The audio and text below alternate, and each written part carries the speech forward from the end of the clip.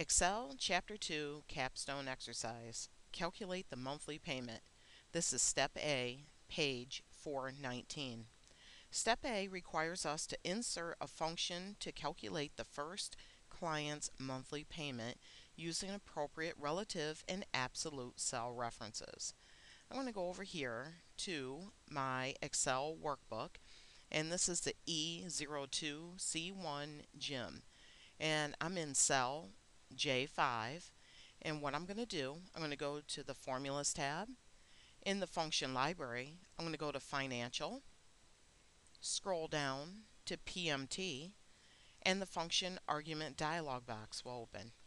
The next step you will need to do, you'll need to figure out which cell contains the rate. The rate in our example is located over here on the left-hand side, and that is in cell B23. So we need to make that an absolute cell reference, where we need to use the dollar signs so that whenever the function comes back and recalculates, it's automatically going to go to this area right here, especially when we get ready to do a fill down. So I'm going to start typing in B. I'm going to do the dollar sign first. B $23. The next thing I want to do, if you notice, if you just take a quick peek up here, you'll notice that it says 0.0575. That's the decimal equivalent of 5.75%. I'm going to press the tab key. This will take us down to the number of the total number of payments for the loan. Because if you remember correctly, the client is going to finance the balance after they made the down payment. So the number of payments that we're going to do, you need to do a quick calculation here. Where we're going to find that, there's 12 months in a year for this example and in life in general.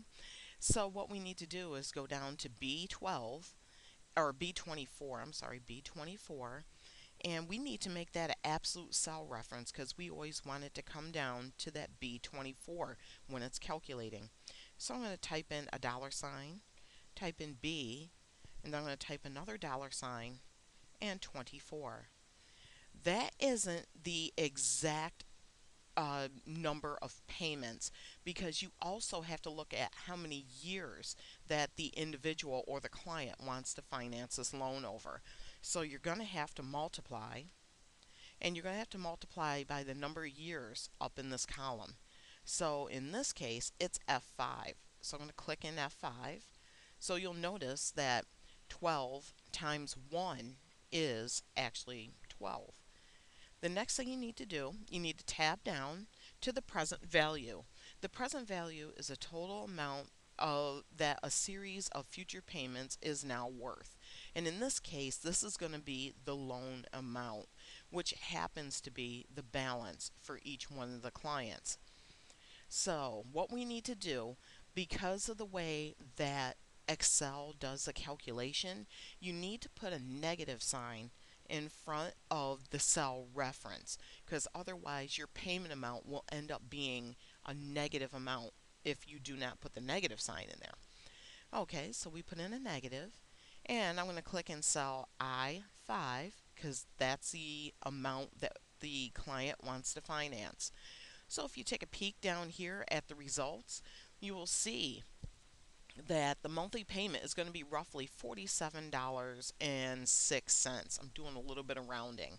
So I'm going to go ahead and click on OK. And there we have it. We have $47.06. Don't panic if it doesn't automatically format your cells for you.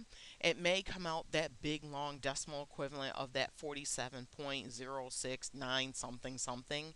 You're going to end up formatting that a little bit later on. So, and then the next step they're going to want you to do in step B, they want you to copy the formula down the column. And there you have it, my friends. That is our payment function.